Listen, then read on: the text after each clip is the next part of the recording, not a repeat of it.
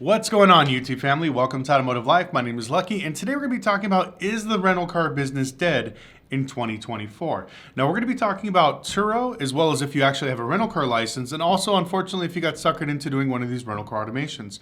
There's going to be different things affecting each one of these markets that we're going to talk about in this video, and a few things you guys need to know about as you're moving forward in 2024. Now, before I get into the content, if you could do me a huge favor and gently squeeze the like button, it means a lot to me. I take a lot of time out of my day to make videos like this to helpfully entertain and educate a lot of people. Also, please consider subscribing. We talk about car business basically 2 days a week, and we also do build videos as well. So make sure you click the notification bell. And once again, follow us on Instagram at Lucky Lopez, and let's get into the video. Now, the first thing we're going to be talking about is Turo. Now, Turo is a great application to get started in the rental car business. But unfortunately, as we move forward into 2024, the market has gotten extremely saturated, and Turo is really not helping their host as much as what they used to. So let's go ahead and start off with actual problems with hosts. Now, back in the day, if you were a host with a few cars and you took care of your customers, you had good reviews and a decent pay, the algorithm would push you to the top because Turo wanted to make sure that you had a great experience above all things. So that's why they put you with good quality hosts. But now none of that matters. All that matters is who has the cheapest car, because Turo wants to pump out as many rentals as they can because they don't get any money unless they get a rental out there. So now that the algorithm's changed, we're starting to see a lot of bigger companies that have more overhead start to fall. I'm sure you guys have seen a few of my videos where I talked about the guy in LA that had 30 Teslas. Now, the market is pretty much completely changed from when it was about a year and a half ago. Now, a year and a half ago, you could rent a Tesla here in Las Vegas for $200 to $300 a day, making really good money. But fast forward to today, now that the market is saturated and people don't have that extra money to travel around, now that the economy's kind of slowing down, you're starting to see the exact same cars rent from $40 to $60 a day, which is a huge change from where it was before. Also, as Turo increased its insurance, had more losses and stuff like that, you're starting to see the percentage of what Turo takes out of your pocket get a little bit more. And back in the day, they were really great with claims. I remember when I first used them, I had somebody smoke in my car, sent me $300. Some guy puked in my car, sent me $500. They were just really quick. When I sent them pictures of like a breakdown, damage, anything like that, they were so fast and quick to respond because at that time, their whole goal was to get as many hosts like myself that own rental car companies and people like yourselves to get on the platform so they have more and more cars. Well, now that they have all the cars in the world, now they're going to start chopping people down because they want to keep the good hosts or whoever's making them money up at top and basically weed out everybody else. So now what's happening is we have a race to the bottom. The Turo market is uglier than the girl you made out with on an all-night bender from last summer. But all jokes aside, the rush to the bottom is something that we've been talking about for the last 6 months when it comes to Turo. We're seeing a lot of hosts that are doing this professionally have to lower their prices to compete with people that are literally running a rental car business out of their bedroom. They don't care about making any profits. They don't care about depreciation, maintenance, paying their insurance, getting some sort of overhead. None of that. All they care about is making their car payment. And you're seeing a lot of people basically drop their cars and drop their prices to next to nothing just so they can make their car payments so they don't have to. And unfortunately, this is the trend that's been going on for the last 6 months. And I see it continuing, unfortunately, till probably the mid or end of 2024. Now, with this downfall comes some good and some bad. Now, the good news is they're actually going to be weeding out a lot of the people that shouldn't have been on Turo in the first place. Everybody that basically watched a few YouTube videos, saw everybody making this money and decided to jump in there, but they don't really take it seriously. They have one car, it's not that nice, and they're just trying to mess up the system. All they're doing is bringing the prices down, but those people are going to get brought out because as prices go down, they're not going to make enough money to make it worth their while, so they're just going to eventually fade out. Also, when you're a business, you care about your reviews. You want to take care of customers.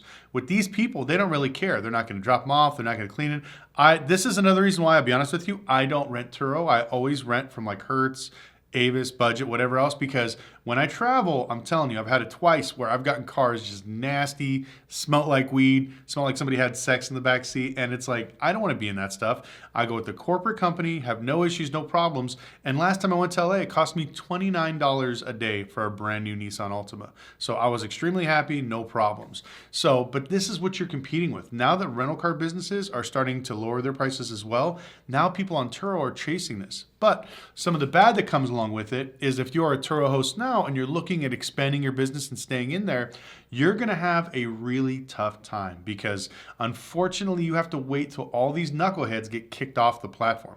Now it's happening. I'm sure you guys have seen online of people getting kicked off left and right. But unfortunately, this is another bad thing is they're actually kicking off good people because now that the market is saturated, they're going to start grinding on results, how many times your car go out, and also going to be messing with you when it comes to reviews. So I've had a lot of my subscribers reach out to me complaining how they got unfairly kicked off of Turo. Now, a few of them were very simple things like, hey, the customer was a few minutes late. They complained about something. People complain just to get a free ride. There's people out there literally that know how to work the Turo system. And what happens is if they call and they say, oh, I was driving his car and I pressed the brakes and it was shaking, I didn't feel safe, free rental. And they always do it within like an hour of them returning it back. So they get to drive your car the whole day, but at the last hour, they'll call Turo and say there's something wrong with your car. And now you have to take it to a shop to get it fixed. They basically take you off the platform and you have to prove to them there's nothing wrong with your car. And even after you do and say, hey, look, the car's fine, they still won't give you your money back. They just automatically give the money back to the consumer because they're more worried about taking care of the customer now than the actual hosts. So before the market started to turn with Turo, I told a lot of people to make sure that you don't put all your eggs in one basket. You have them on different platforms. But unfortunately, Turo put out a bunch of rules in different states stating that you can't put your car on other rideshare platforms, which I think is BS. And unfortunately, a lot of these other rideshare programs and apps are actually coming under fire from different regulators, different insurance companies, and a lot of bad stuff. So a lot of these guys are slowly fading away.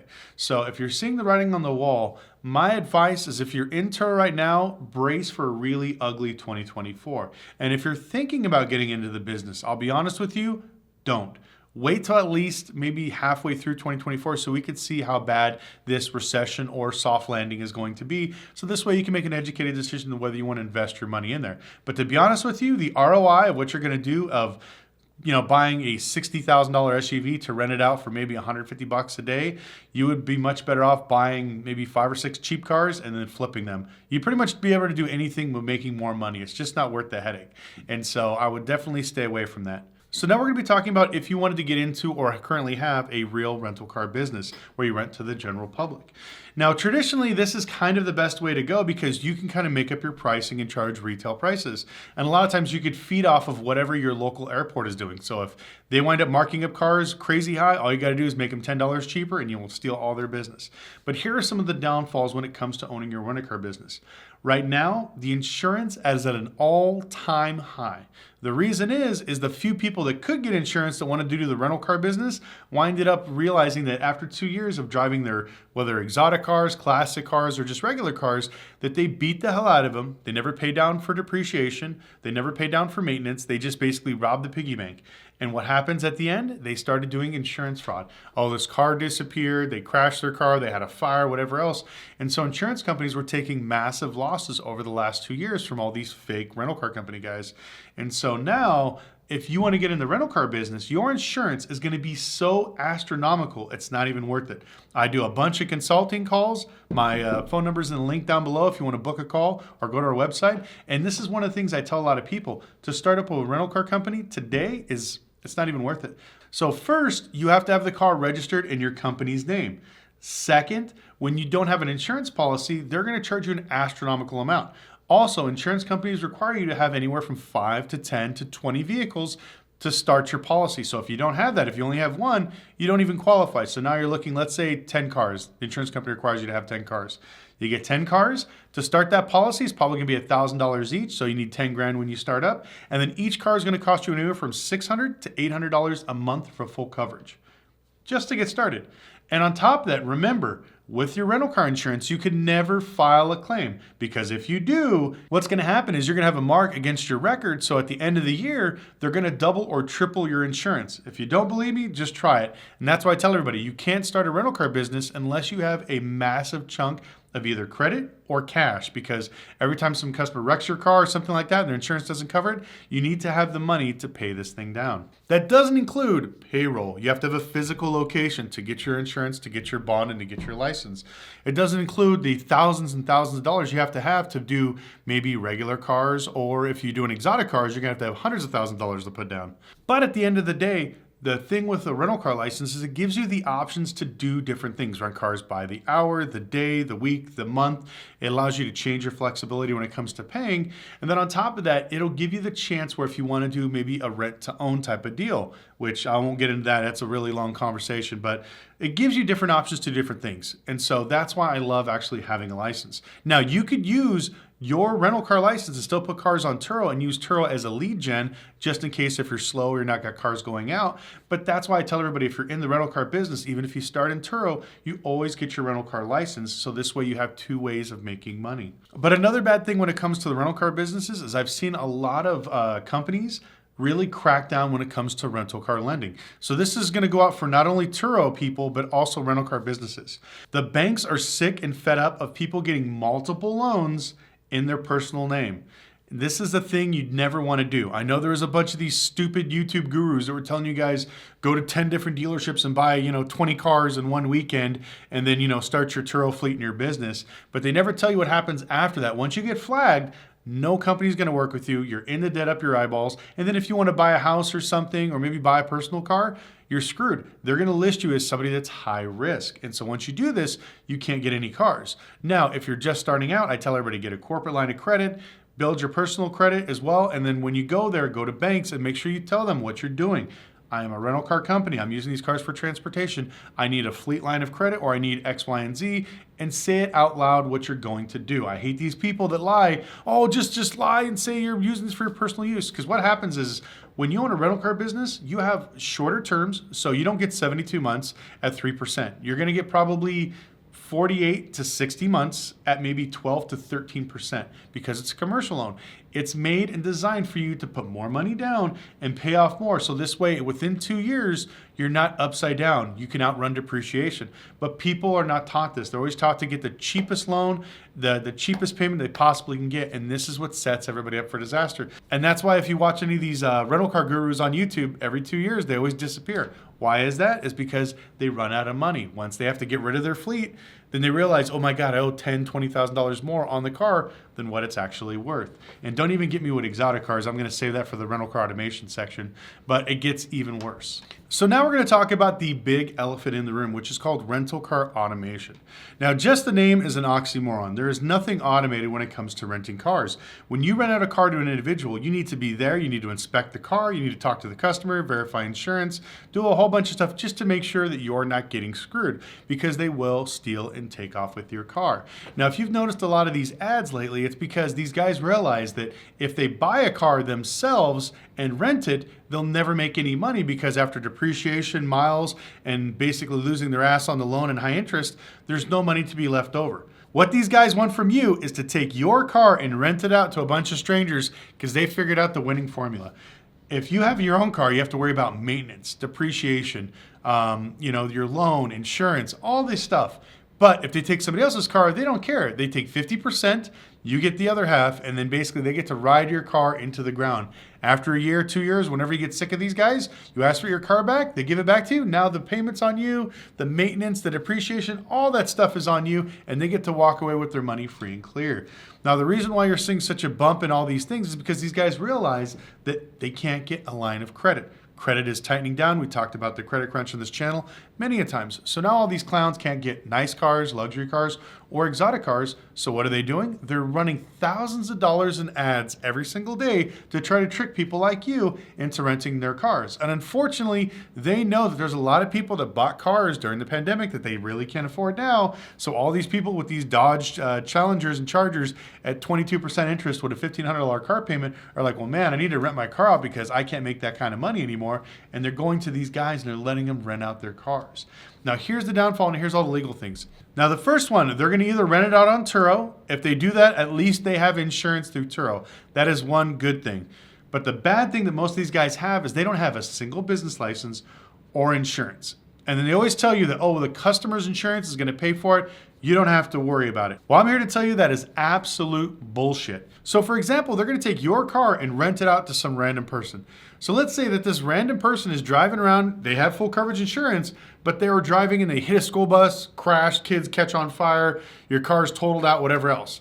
the first thing the insurance company is going to do is run the registered owner. They're going to say, okay, well, we're going to write a check to, let's say, the rental car business for the car. But then they're going to see, well, this car's not registered to Las Vegas Exotic Car Rentals. This car is registered to Mr. Bob Smith. And so the first thing they're going to say is Bob Smith the owner and operator of this rental car company? No, he's not. He's one of my clients. I took his car and I rented it out. So now the insurance company knows that this person doesn't really own the car. So a lot of times what they do to play like tricky games is they will not pay. They will say, you know what, you're not a real rental car company. We're not going to pay you. Fight us in court. And so now you, the customer, are out of car. This guy took the money and he's like, oh, well, you have to fight with the insurance company, and walks away. And you have nothing to protect yourself. And that's all I see with these exotic rental car automations.